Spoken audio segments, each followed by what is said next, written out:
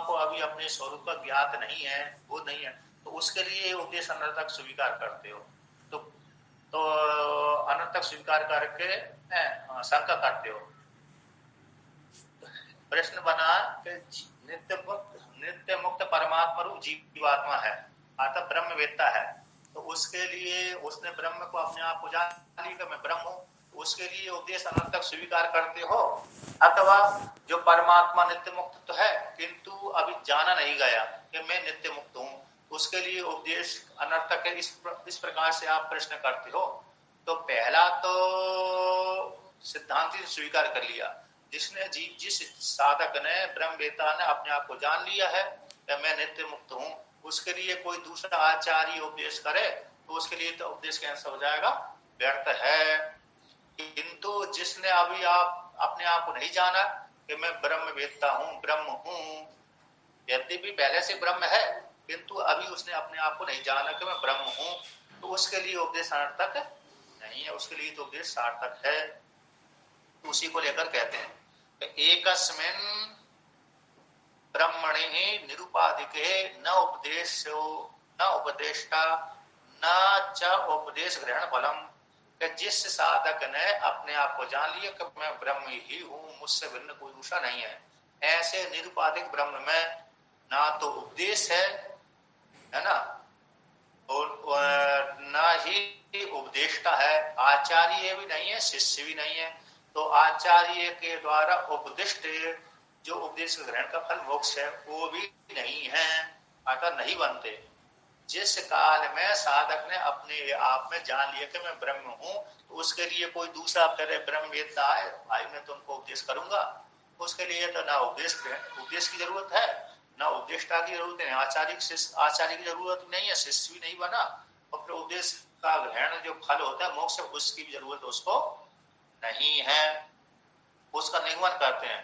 तो तस्मात् उपनिषदाहम च अनर्थिकम इति एतद् अभ्युपगतम एव, उसके लिए तो किसके लिए, जिसने अपने आप को जान लिया कि मैं ब्रह्म ही हूँ, उसके लिए उपनिषदों का अनर्थकम स्वीकार कर लिया गया है। उसके लिए उपनिषदों का जो उपदेश है कैसे अनर्थक ही है, अर्थात व्यर्थ है।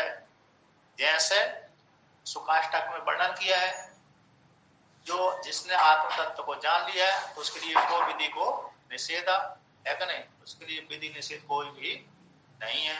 ना तो विधि वाक उसको लगा सकते हैं, विधि वाक पहले से अरे जबरदस्ती लगा नहीं सकते और जबरदस्ती छुड़ा भी नहीं सकते, यदि करता है तो करता रहता है, नहीं करता तो नहीं करता है, तो इसलिए तो उसके ऊपर वेद शासन नहीं करता। जिसको आत्म तत्व की उपलब्धि हो गई है उसके ऊपर फिर विधि और निषेध शास्त्र, विधि शास्त्र निषेध शास्त्र प्रवृत्ति नहीं होता, निवृत्ति भी नहीं करता, प्रवृत्ति नहीं करता, अर्थात उसका शासन उसके ऊपर नहीं चलता, वेद का शासन नहीं करता। तो इस प्रकार से अब आगे वर्णन करते हैं, तो दूसरा पक्ष को उठाते हैं। दूसरा पक्ष कौन था, ब्रह्म से साधक है, यद्यपि साधक ब्रह्म वेत्ता ब्रह्म ही है किंतु उसने अभी अपने आप को नहीं जाना, मैं ब्रह्म ही हूँ, इस प्रकार से अभी उस साधक ने अपने आप को नहीं जाना, ठीक है ना। तो उसको लेकर कहते हैं उसके लिए क्या उपदेश अनर्थक है, इस प्रकार शंका करते हो तुम, तो उसके लिए तो उपदेश अभी अनर्थक नहीं है, सार्थक ही है। अर्थ अनेक कारक विषय अनर्थकम चोदते, अनेक कारक के द्वारा अनेक कारकों को जो विषय है, गुरु शिष्य उपदेश है ना, गुरु हो गया, शिष्य हो गया, और गुरु के द्वारा जो विषय प्रतिपादन किया जा रहा है, प्रतिपाद्य विषय है वह जीवात्मा परमात्मा का एक मोक्ष, उसके लिए अनंतक की शंका करते हो, उसके विषय में सिद्धांत कहते हैं ना, ऐसी बात नहीं है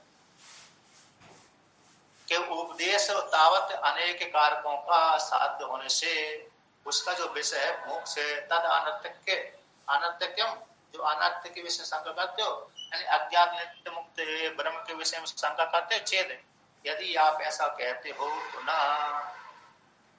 स्वतो आगम विरोध स्वतो अभ्युपगम विरोधात आत्मवादी नाम, आत्मवेदता क्या करते हैं, उसकी आत्मवेदता को जो उपदेश है उसके साथ विरोध होता है। टीकाकार कहते हैं, टीका में आया है कि सभी आत्मवादियों के द्वारा, सभी आत्मवेदताओं के द्वारा उपदेश किसके लिए स्वीकार किया गया है, सारे आत्मवेदता ब्रह्मवेदता उपदेश ज्ञान के लिए स्वीकार करते हैं। इसलिए उन ब्रह्मवेदताओं के साथ आपके वाक्य का पूर्व पक्षी नैयायिकों के वाक्य के साथ विरोध होता है। विरोध हो जाने से अज्ञात ब्रह्म में जो ज्ञात नहीं हुआ है ब्रह्म, उसमें जो उपदेश के ऐसा व्यर्थ नहीं होता, अनर्थक्यम नहीं होता। इसलिए अनर्थक की जो शंका कर रहे थे कि अज्ञात नित्य मुक्त ब्रह्म है किंतु ज्ञात नहीं है, उसमें उपदेश अनर्थक हो जाएगा। ये जो शंका कर रहे थे, शंका आपकी उत्पन्न ही नहीं होती। कहते उपदेश जिसको आत्म तत्व की उपलब्धि नहीं हुई है, किंतु यद्यपि पहले से वो ब्रह्म है किंतु अपने आप को नहीं जान पाया, इसलिए उसके लिए तो उपदेश सार्थक है। इसलिए आत्मवेदताओं के साथ आप पूर्व पक्षी का वाक्य चोट देन शंका कैसी होती है, इस प्रकार से। अब आगे वर्णन करते हैं। तो यहाँ पर कहते हैं, क्या कहते हैं, अद्वैते, पुनः कहते हैं अद्वैते विरोधांतर अभावे भी तार्किक समय विरोधो अस्ति असंख्य।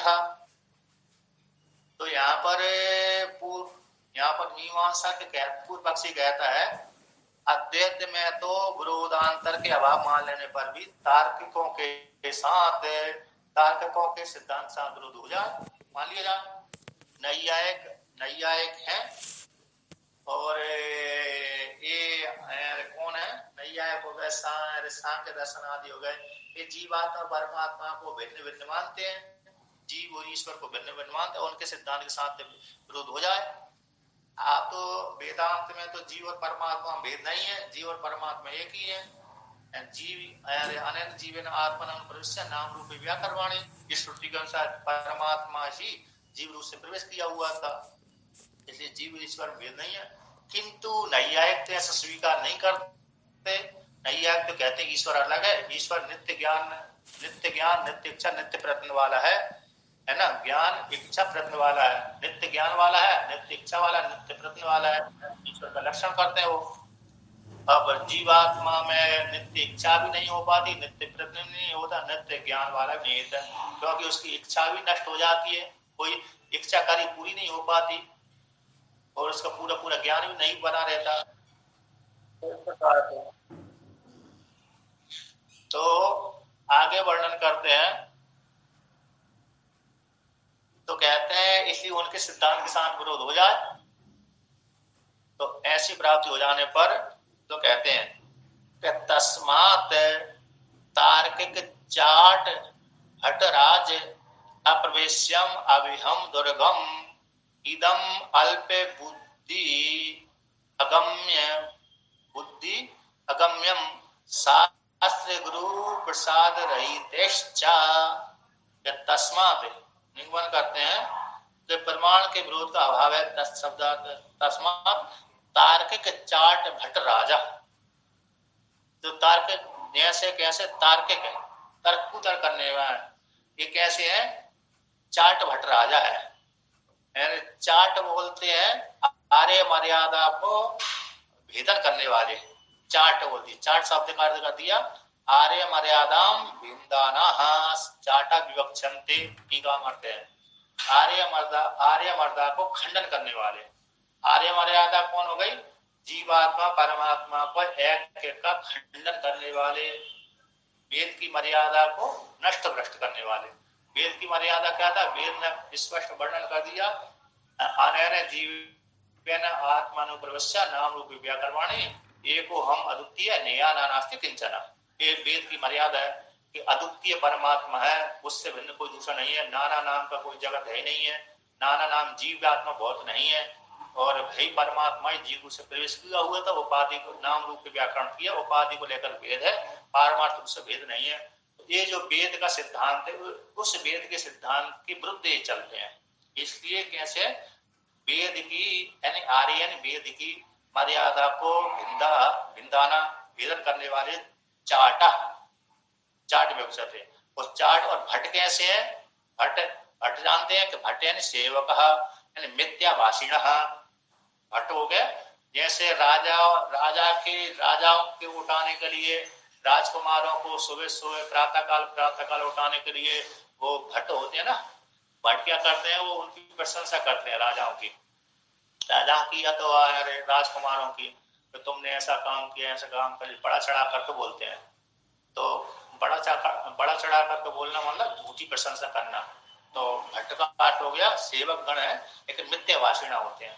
कुछ अरे सही बोलते हैं लेकिन कुछ तो बड़ा चढ़ा करके बोलते हैं, अरे आप तो ऐसे हैं, आप तो ऐसे हैं। जैसे पृथु राजा जब उत्पन्न हुए ना, बेन के शरीर से जब पृथु की उत्पत्ति हुई है ना, तो उस काल में पृथु महाराज को उत्पन्न होते ही देख करके जो भट्ट लोग थे, भट्ट नट बोलते हैं, भट्ट बोलते हैं, तो भट्ट लोगों ने उनकी पृथु राजा की प्रशंसा कर दी, झूठी प्रशंसा कर दी। तो झूठी प्रशंसा को सुन करके पृथु राजा कहने लगे, हे भट्ट, हे सेवक गण, आप मेरी झूठी प्रशंसा क्यों कर रहे हैं? जबकि मैं तो अभी उत्पन्न ही हुआ हूँ और मैंने कोई अभी आपका कार्य भी नहीं किया, आपको सुख आदि प्रदान भी नहीं किया, फिर भी आप झूठी प्रशंसा कर रहे हो। तो इस प्रकार से वहां पर स्पष्ट रूप से झूठी प्रशंसा करी थी। भविष्य में तो फिर पृथु राजा ने उनको सुख दिया था, सभी प्रजा को बड़े बड़े कार्य किए थे, लेकिन उस जिस काल में उत्पन्न हुए थे उस काल में तो उन भट्टों ने झूठी ही प्रशंसा उसकी की थी, पृथु राजा की थी। तो कहते हैं इस प्रकार से, कहते हैं कि जो चाट भट्टों के और तार्किक कैसे हैं? चाट भट्टों के राजा हैं। यहाँ पर कहते हैं सभी के राजा है कौन है? ये तार्किक, उन तार्किकों के द्वारा जो चाट भट्टों के राजा है। जैसे भगवान नटराज राजो शिव जी के विषय में आता है, नटराज राजो नटों के राजाओं के राजा है। और जैसे भगवान शिव जी को वर्णन किया था, और चोरसपति भगवान श्री कृष्ण को कह दिया चोरों के राजा भगवान श्री कृष्ण है क्या नहीं? उसी प्रकार से यहाँ पर कहते चाट भट्टों के राजा है कौन? तार्किक। ऐसे उन तार्किकों के द्वारा कहते हैं अभय दुर्गम, जो अभय दुर्ग है, अभय नामक जो दुर्ग है, उस दुर्ग में प्रवेश करना संभव नहीं है उनका जो तार्किक भट्टों का है क्या नहीं? तार्किकों के द्वारा अभय नामक दुर्ग में प्रवेश करना संभव नहीं है। यदि अल्प बुद्धि क्यों नहीं है? क्योंकि वो अल्प बुद्धि वाले हैं। जो दुर्ग कैसा है? अभय नामक दुर्ग कैसा है? सूक्ष्म बुद्धि वाला है, सूक्ष्म बुद्धि के द्वारा ही उसमें प्रवेश कर सकते हैं। जैसे अरे द्रौपदी का स्वयंवर था ना, उसमें जो मछली का लक्ष्य वेदन किया गया था, तो उसमें मुश्किल से नीचे परछाई देख करके उसमें लक्ष्य वेदन करना पड़ती थी। अब उसमें से बहुत से लोगों को तो दिख गया, बहुत से को नहीं भी दिखा, किंतु उसे द्रौपदी के स्वयंवर से भिन्न एक और स्वयंवर रचा गया था, भगवान लक्ष्मणा का था। किसका था? कृष्ण भगवान की एक पत्नी थी। उसमें तो परछाई भी नहीं दिखती थी, मछली की परछाई भी नहीं दिखती थी, मात्र अनुमान करके लक्ष्य वेदन करना पड़ती थी। अनुमान करके नीचा सर करके ऊपर लक्ष्य का वेदन करना पड़ती थी। तो उसमें तो मछली की बिल्कुल भी परछाई नहीं दिखती थी। तो ऐसा लक्ष्य, ऐसा भेदन करके सूक्ष्म बुद्धि के द्वारा उसको भेदन शर्त रखी थी। कहते हैं मुश्किल से जितने भी कौरव थे, दुर्योधन था, कर्ण था, इनको तो लक्ष्य नहीं दिखा। एक तो किसी से धनुष नहीं उठा और किसी से प्रत्यंशा नहीं चढ़ पाई, और दुर्योधन को, कर्ण को, जरासंध आदि को तो लक्ष्य ही नहीं दिखा। लक्ष्य है कि नहीं है ये दिखा ही नहीं, बिल्कुल भी नहीं दिखा। तो फिर कहते हैं कौन कौन को देखा? कि अर्जुन को देखा, और अर्जुन को देखा और भगवान श्री कृष्ण को देखा। तो अर्जुन को देखा, लेकिन अर्जुन ने देख करके लक्ष्य को तो भेदन किया। कहता लक्ष्य मछली से बाण स्पर्श करके लौट करके आ गया, अतः मछली को गिरा नहीं पाया। जब नहीं गिरा पाया तो फिर हार गया। बाद में भगवान श्री कृष्ण ने यार एक ही बाण के द्वारा प्रयोग करना था, तो एक ही बाण में फिर 2 बार भगवान श्री कृष्ण ने मछली के साथ गिरा दिया। कहते ऐसा जो अभय दुर्ग है। हरिओम, सुनाई पड़ रही है?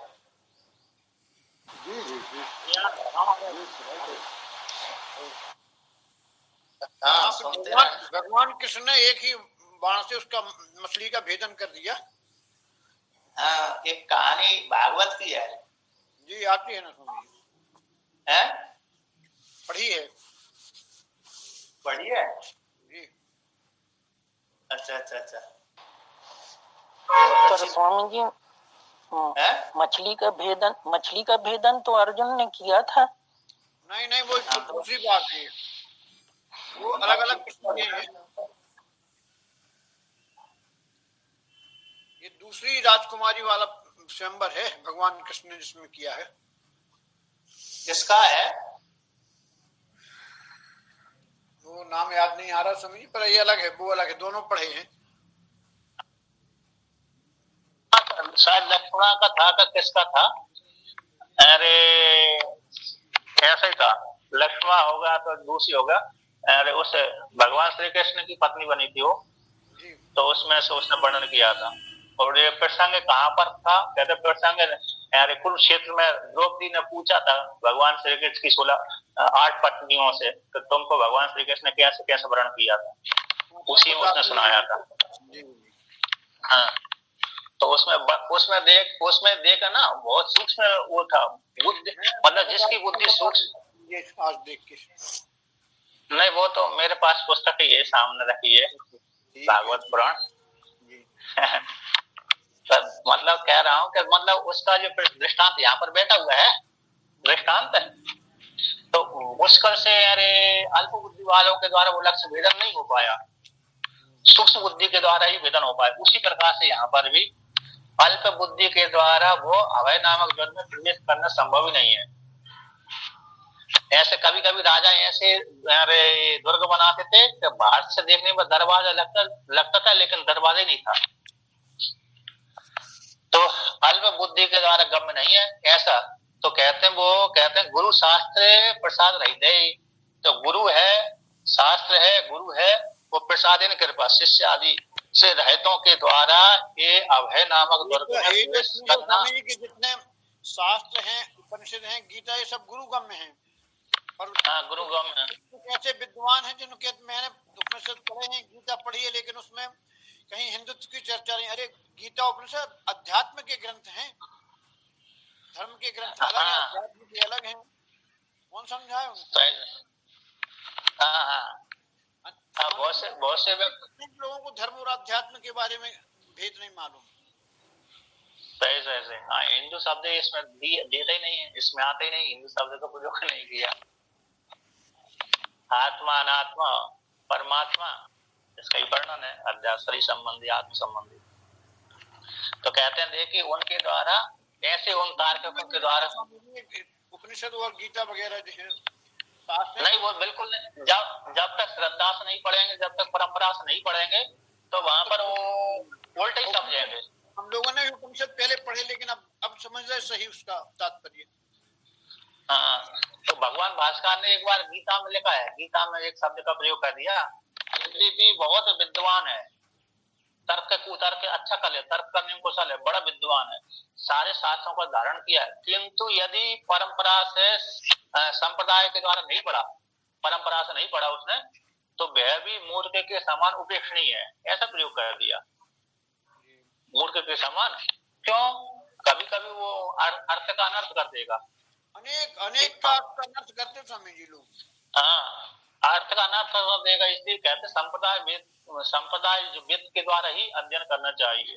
यानी जो बड़ा विद्वान है, बहुत विद्वान है, किंतु उसने परंपरा से नहीं पढ़ा, तो वो तो मूर्ति समान उपेक्षणीय है। ऐसा गीता में भाष्य में प्रयोग किया है। गीता के भाष्य में शायद 13वें अध्याय के भाष्य में, 13वें अध्याय का जो भाष्य है उसमें प्रयोग किया है, ऐसा आता है। तो ऐसे अब यहाँ पर देखो प्रमाण देते हैं, तो कठोपनिषद को लेकर के यहाँ पर प्रमाण करते हैं कि जैसे जो उनके तार्किकों द्वारा प्रवेश करना संभव नहीं है, अनाकर्मणीय है, इदम ब्रह्मात्म विज्ञानम। अभय नामक दुर्ग कौन है? ये जीवात्मा परमात्मा का एक ज्ञान अभय नामक दुर्ग है। इस दुर्ग में मोटी बुद्धि वाले प्रवेश नहीं कर सकते, है ना। अभय नामक जो दुर्ग जीवात्मा परमात्मा का एक ज्ञान है, वो ब्रह्म है, इसमें मोटी बुद्धि वाले प्रवेश नहीं कर सकते। नैयायिक तो मोटी बुद्धि वाले हैं, तार्किक आदि हैं, उसमें प्रवेश नहीं कर सकते, बल्कि वेदांत ही मात्र सूक्ष्म बुद्धि वाले होते हैं, वही इसमें प्रवेश करने के अधिकारी हैं। इस प्रकार से अब उसी को कठोपनिषद के द्वारा सिद्ध करते हैं कि जो शास्त्र आदि प्रसाद से शून्य है, शास्त्र गुरु की कृपा, प्रसाद एक कृपा है ना, जिसके ऊपर अरे शास्त्र कृपा नहीं है, गुरु कृपा नहीं है, उसके रहतों के द्वारा अरे जो श्रद्धालु नहीं है उनके द्वारा जीवात्मा परमात्मा के ज्ञान प्राप्त होना संभव नहीं है। तो प्रसाद कहाँ पर? प्रसाद ही ले लीजिए, कृपा, गुरु शास्त्र गुरु प्रसाद से रहितों के द्वारा, गुरु की कृपा, ईश्वर की कृपा, शास्त्र की कृपा से रहित वालों के द्वारा तो ये जीवात्मा परमात्मा के ज्ञान होना संभव नहीं है। अब उसी में देवता की कृपा को लेकर कहते हैं, देवता की कृपा को लेकर कौन सा कहते हैं? कठोपनिषद है तो कष्टम मदा मदम देवम मदन्यो ज्ञातो मरहति ज्ञातो मरहति। ये वहां पर कहते हैं देवेर अत्रापि विचिकित्सम पुरः न ऐसा तर्कण मतिर आपनेया पर प्रसाद लभ्यस्त्व श्रुति स्मृति वादिभ्यश्च। कौन ऐसा है? तम उस परमात्मा को, देव को, जो हर्ष और हर्ष से रहे, मद अमद से रहे, मद वाला भी है और मद वाला नहीं भी है। ऐसे उस देव को जानने के लिए कौन समर्थ हो सकता है? मद अन्य, उससे छोड़ भिन्न जानने के लिए योग्य कौन हो सकता है? तो मद क्या मैं ही जानने में समर्थ हो सकता हूँ? मद यानी जो जीव जिसने ईश्वर की कृपा प्राप्त नहीं करी, आज श्रद्धालु नहीं है, ऐसे वो यमराज को छोड़ करके, तो यमराज अपने आप को ब्रह्म रूप से जानते हैं, ब्रह्म वेत्ता ब्रह्म रूप ही है, ऐसे हैं। ऐसे उस परमात्मा को मुझको छोड़कर और कौन जान सकता है? ऐसे देव को कड़ाम धातु है यहाँ पर, अरे यहाँ पर 6 नंबर टिप्पणी में दिया है मद मदा मदम, कहते वृद्धे धर्म अध्यास अधिष्ठानम, वृद्धे धर्म के अध्यास का अधिष्ठान। ऐसे उस परमात्मा को जो उसमें इस प्रकार से वृद्ध रूप से जो नहीं जान सकता है उसको वृद्ध, जैसे श्रुति कहती अणुरणीयान महत्वमयान, महान से मानवीय, सूक्ष्म से सूक्ष्म है, या तो महान से मान कहिए या तो सूक्ष्म सूक्ष्म कहिए, किंतु नहीं, दोनों प्रकार से है वो परमात्मा। तो वृद्ध धर्म वाला है। कैसे परमात्मा? वृद्ध धर्म वाला है। ऐसे परमात्मा को कैसे जान सकता है व्यक्ति? तो कैसे कौन जान सकता है? कि ईश्वर की कृपा से, देवता की कृपा के द्वारा ही उसको जान सकता है। कि देवेर अत्रा भी विचिकित्सम पुरा, नचिकेता से यमराज जी कहते हैं, नचिकेता से यमराज जी कहते हैं, तो क्या कहते हैं कि देवों के द्वारा भी अत्र इसमें पहले पूर्व काल में क्या हो गई थी? शंका हो गई थी, विचिकित्सम पुरा, देवताओं को शंका हो गई थी। क्या हो गई थी? वो भी कहने लगे किस प्रकार से परमात्मा को जाने, वो भी बड़े मोटी बुद्धि वाले थे, तब तक तो देवता नहीं जान पाए। जब वो सूक्ष्म बुद्धि से युक्त हुए, गुरु कृपा उनके पास में आई, शास्त्र कृपा उनके पास में, तभी उन्होंने देवताओं ने अपने आप को जाना, ब्रह्म को जाना। तो केनोपनिषद में उनको शंका हो गई थी ना, केनोपनिषद में जब ये जो यक्ष आया था, तो यहाँ पर देवेर तो देवताओं के द्वारा पहले जो विषय आत्मा के विषय में शंका हुई थी, तो कहाँ को लेकर के वर्णन कर दिया कठोपनिषद में? कहते केनोपनिषद में। केनोपनिषद में जब देवताओं को विजय प्राप्त हो गई थी, तो उस काल में उनको अहंकार हो गया था, हम श्रेष्ठ हैं। उसी काल में उनके अहंकार को नष्ट करने के लिए एक यक्ष उनके पास में आ गया था। बाद में फिर इंद्र देवता को उपासना उसने करी, तो हेमवती जो माता पार्वती ब्रह्म विद्या बन करके वहां पर प्रकट हुई, उसने बताया कि ब्रह्म था। तो देवताओं को भी शंका हुई थी उस ब्रह्म के विषय में। कहते जिस प्रकार से ना ऐसा मतिर ना ऐसा तर्क मतिर आपने, जो तुमको जो मति आई है, जानने की सामर्थ्य आई है, वो तर्क के द्वारा प्राप्त नहीं हुई, भाई कैसे प्राप्त हुई? कि मेरी कृपा से। यमराज जी कहते हैं हे नचिकेता, तुमको जो ये सूक्ष्म बुद्धि आई ना, तुम आत्मा के विषय में अरे मरने वाला आत्मा है, कोई कहता मरने वाला आत्मा है, कोई कहता मरने वाला नहीं, मरने के बाद आत्मा रहती है, कोई कहता नहीं कहता। और कोई तुमने जो पूछा है कि धर्म से जो भिन्न है, अधर्म से जो भिन्न है, कृत्य से जो भिन्न है, अकृत्य से जो भिन्न है, उसके विषय में जो जानते हो, उसके विषय में जो आप जानते हो उसके विषय में मेरे को उत्तर दीजिए। तो ऐसी जो तुमको जो बुद्धि आई है, वो बुद्धि ऐसे वैसे नहीं आई, मेरी कृपा से आई है। यमराज जी कहते हैं मैंने तुम्हारे ऊपर अनुग्रह किया है, तो अनुग्रह के माध्यम से कृपा से तुम्हारे पास वो बुद्धि आई है। तो यहाँ पर कहे देवों के द्वारा, देव आदि के वर के प्रसाद से तुमको ये बुद्धि आई है। तो इस प्रकार से तो कहते हैं वर प्रसाद लभ्य, वर के प्रसाद से बराए, तुमने जो मैंने तुमको जो 3 वर दिए ना, उसकी कृपा से तुमको ऐसी बुद्धि आई है ना। तो प्रसाद अनुग्रह, प्रसाद का अर्थ कर दिया अनुग्रह, इष्ट प्राप्ति का प्रयोजक अनुग्रह। इसलिए तुमको ऐसी बुद्धि जो आई है, तुमको इष्ट प्राप्ति की बुद्धि जो बनी हुई है, मेरी कृपा से आई, मेरे वरदान के देने के बाद ही आई है। इस प्रकार से तो वर प्रसाद लभ्यत्व, वर के प्रसाद से लभ्य है, ऐसी श्रुति स्मृति वादों के द्वारा जान लिया गया है। अब उसी के विषय में आगे कहते हैं तद ये जाति तद नहीं जाति तद दूरे तदवंती के, और भी कहते हैं हे परमात्मा एज जी कंपनी चलता है, तद न ये जाति चलता भी नहीं है, उपाधि प्राण को लेकर चलता है, प्राण हटा दिया चलता नहीं, तद दूरे कहते वो दूर है, जिनका अंतःकरण दूषित है उसके लिए तो दूर से दूर है परमात्मा, और जिसका अंतःकरण शुद्ध है साफ है उसके लिए परमात्मा तद अंति के नजदीक में है। ठीक है ना। जिनका अंतःकरण दूषित है उनके लिए तो परमात्मा लाखों करोड़ों किलोमीटर से दूर है, और जिनका अंतःकरण सूक्ष्म है तो शरीर से भी नजदीक है। हमारा शरीर तो बहुत ही दूर हो गया, शरीर से नजदीक है। अथवा जैसे पत्नी पुत्र से भी नजदीक परमात्मा है, पत्नी और पुत्र जैसे दूर हो गए ना, अपने शरीर से भिन्न दूर हो गए, उससे भी ये नजदीक परमात्मा है जिनका अंतःकरण शुद्ध है। इत्यादि वृद्ध धर्म है संवायित्य प्रकाश से मंत्र वर्णे कहते इत्यादि वृद्ध धर्म, कहते अनेजद एजद अनेजद इत्यादि वृद्ध धर्म, विरुद्ध धर्म को आशय वाला होने से कहते हैं ऐसा प्रकाशक मंत्र वर्णों के द्वारा जान लिया गया। विरुद्ध धर्म के आशय वाला जो परमात्मा को कौन जान सकता है, अर्थात ईश्वर की कृपा जिसके ऊपर है, देवताओं की कृपा जिसके ऊपर है, और शास्त्र और आचार्य की कृपा जिसके ऊपर है, वही इस आत्म तत्व को जान सकता है। मोटी बुद्धि वाला तो जिसके ऊपर शास्त्र की कृपा नहीं है, गुरु की कृपा नहीं है, ईश्वर की कृपा नहीं है, तो वो तो इस आत्मा तत्व को नहीं जान सकता। तो इत्यादि प्रकाश संवाहित प्रकाशक मंत्र वर्णों के द्वारा जान लिया गया है। तो मोटी बुद्धि वाले तर्क वाले तो इस आत्म तत्व अभय नामक दुर्ग में जो जीवात्मा परमात्मा नामक एक जो दुर्ग है उसमें प्रवेश संभव नहीं है। सूक्ष्म बुद्धि वाले उसमें जान सकते हैं, उसको प्राप्त कर सकते हैं, मोटी बुद्धि वाले नहीं कर सकते। अब कहते हैं अरे इतना ही अकेले नहीं है, अरे वेद में ही अकेले नहीं कहा, गीता में भी वर्णन किया है कि गीता सूचक मत स्थानी सर्वभूतानि इत्यादि के सारे भूत मेरे में स्थित है। नाचा मत स्थानी भूतानि पश्चिमी योगमेश्वरम, ये 9वें अध्याय के 5वें श्लोक है, उसमें बीच का भाग लिया है मत स्थानी भूतानि, और पूरी पंक्ति कैसी है, 3 नंबर टिप्पणी दिया नाचा मत स्थानी भूतानि पश्चिमी योगमेश्वरम। इस प्रकार से तो थोड़ा इतना बीच का लिया तो मत स्थानी भूतानि सारे भूत मेरे में स्थित हैं, है ना।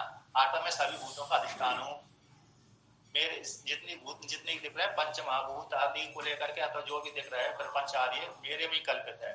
मैं सारे भूतों का प्राणी भी होते हैं स्वामी जी, है भूत माने प्राणी समुदाय भी होता है। प्राणी समुदाय है, मतलब पंचभूत प्राणी समुदाय ले लीजिए तो प्राण वाले तो जितने भी आत्मा से इतर के जो है वो समुदाय हो गया, है ना। प्राणियों में जो चेतन आत्मा है वो तो अलग हो गई, वो अधिष्ठान हो गई सभी की। प्राणियों में जो चेतन आत्मा है वो अधिष्ठान हो गई, और जितने भी भूत प्रपंच प्राण है, इंद्रिय है आदि है, ये सारे कैसे उसी में कल्पित हैं इत्यादि। कहते तस्मात पर ब्रह्म व्यतिरिक्त संसारी नाम न अन्यत वस्तु अंतराम। अब निगमन करते हैं उस परमात्मा से, पर ब्रह्म परमात्मा से व्यतिरिक्त संसारी नामक जो जीवात्मा है, स्वतंत्र वस्तु है ही नहीं है, ना अन्य वस्तुअंतरम, वस्तुअंतर नहीं है, ये निगमन कर दिया। जीवात्मा परमात्मा से भिन्न नहीं है, नाम रूपवादी अकेली परमात्मा से भिन्न है। तो तस्मा सुष्टु उच्यते, इसे ठीक ही कहा गया है। क्या? ब्रह्म वाहिदम अग्रे आसीद, सृष्टि से पहले ब्रह्म ही था। आत्मानम एव अवेद, उसने आत्म तत्व को जाना था। कैसे जान लिया? जिस साधक ने देवताओं के मध्य में, मनुष्यों के मध्य में, अन्य के मध्य में जिसने जाना, परमात्मा से भिन्न कुछ भी नहीं है। इसका उदाहरण स्वामी ये दिया जाता है, स्वर्ण आभूषणों से स्वर्ण खींच लिया जाए तो आभूषण कहाँ है फिर? हाँ सही सही। तो कहते हैं हम ब्रह्मास्मिति, जिसने ऐसे अपने आत्मा को जाना कि मैं ब्रह्म हूँ, तो सर्वम अभवत, सब कुछ हो गया वो। न अन्यद अतो अस्ति दृष्टा, न अन्यद अतो अस्ति श्रोता इत्यादि श्रुति सतेभ्य। कहते उससे भिन्न कोई दृष्टा नहीं है, उससे भिन्न कोई श्रोता नहीं है, परमात्मा से भिन्न कोई दृष्टा भी नहीं है और परमात्मा से भिन्न कोई श्रोता भी नहीं है, इत्यादि श्रुति सतेभ्य, इत्यादि सैकड़ों श्रुतियों के द्वारा जान लिया गया है। अर्थात श्रोता मनता विज्ञाता भाई इंद्रियों को लेकर के भाई बना हुआ है। इंद्रियों के लिए चक्षु इंद्रियों को लेकर के दृष्टा बन गया, श्रोत इंद्रियों को लेकर के श्रोता बन गया, वाक इंद्रियों को लेकर वक्ता बन गया। तो उससे भिन्न कौन है? अर्थात कोई भी नहीं है। तस्मात् परस्य ब्रह्मणः सत्यस्य सत्यम नाम उपनिषद पर, इसी सिद्ध करते हैं, तस्मात् निगमन करते हैं कि ब्रह्म का ही, तस्मात् परस्य ब्रह्मण, परमात्मा का ही, सत्य से सत्य नाम, सत्य का भी सत्य नाम है, सत्य परमात्मा सत्य का भी सत्य है। तो जो पीछे पंक्ति आई थी कि सत्य से सत्य नाम किसका है? सत्य से सत्यम, ये जो नाम आया था किसका नाम है? कि परमात्मा का ही है। सत्य से सत्य नाम सत्य हो गया, जो दृश्य प्रपंच है उसका भी ये सत्य है। जैसे रस्सी रूप अधिष्ठान सत्य हो गई, उसमें जो दिखने वाला जो सर्प आदि था उसका आधार कौन हो गया? रस्सी रूप अधिष्ठान। तो रस्सी रूप अधिष्ठान सत्य हो गई और उसका आधार रस्सी में आधे जो सर्प है वो सत्य दिखने वाला है, एक काल में दिखने वाला है ना। तो उसका अधिष्ठान कौन हो गया? ये रस्सी हो गई। उसी प्रकार से तो ये परमात्मा में ही संपूर्ण जगत कल्पित है। नाम रूप उपाधि कैसे सत्य है, उनका भी सत्य कौन हो गया? परमात्मा हो गया। इस परमात्मा में उपाधि को लेकर नाम रूप कल्पना की गई है, उससे भिन्न परमात्मा से नाम रूप स्वतंत्र सत्ता नहीं है। ना तो जीवात्मा है ना कोई है, जीवात्मा भी स्वतंत्र नहीं है, अन्य नाम रूप उपाधि भी स्वतंत्र नहीं है, बल्कि उसमें कल्पित मात्र है। इसलिए उपनिषद सत्य से सत्य नाम किसका है? परमात्मा का है। सत्य का भी सत्य है, तो सत्य का भी सत्य जो तीनों कालों में रहते हैं, ऐसे परमात्मा का ही नाम है उपनिषद, रहस्य नाम है, ये सिद्ध कर दिया। बहुत अच्छा समझाया। यहाँ पर देखिए, यहाँ पर परमम रहस्यम परमम गुह्यम रहस्य नाम, जो रहस्य नाम सत्य का सत्य है ना, ये रहस्य नाम है, गोपनीय है, अतः उपनिषदों के द्वारा ही जाना गया है। उपनिषद नाम रहस्य नाम, सत्य से सत्य नाम, उपनिषद नाम किसका? उपनिषदों के द्वारा ही जाना गया। उपनिषद परमात्मा का नाम है, अतः उपनिषदों के द्वारा परमात्मा ही जाना जाता है, जीवात्मा जगत की नहीं जाना जाता। उपनिषदों के द्वारा परमात्मा ही लक्ष्य होता है, जाना जाता है। इसलिए परमात्मा का एक नाम कैसा? उपनिषद है, रहस्य नाम है, यानी उपनिषदों के द्वारा वही परमात्मा परब्रह्म परमात्मा जाना जाता है, ये सिद्ध कर दिया। वो सत्य का सत्य परमात्मा। ठीक है कि नहीं? ये बहुत सुंदर समझा। अब लोग पूछ रहे, प्रश्न करना चाहिए, जहाँ समझ में ना आया हो तो अच्छा रहेगा, सब लोग पूछते हैं।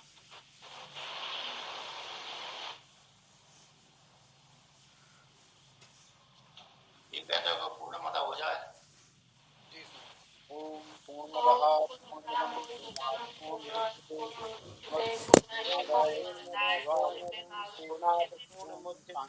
शांति। पुनः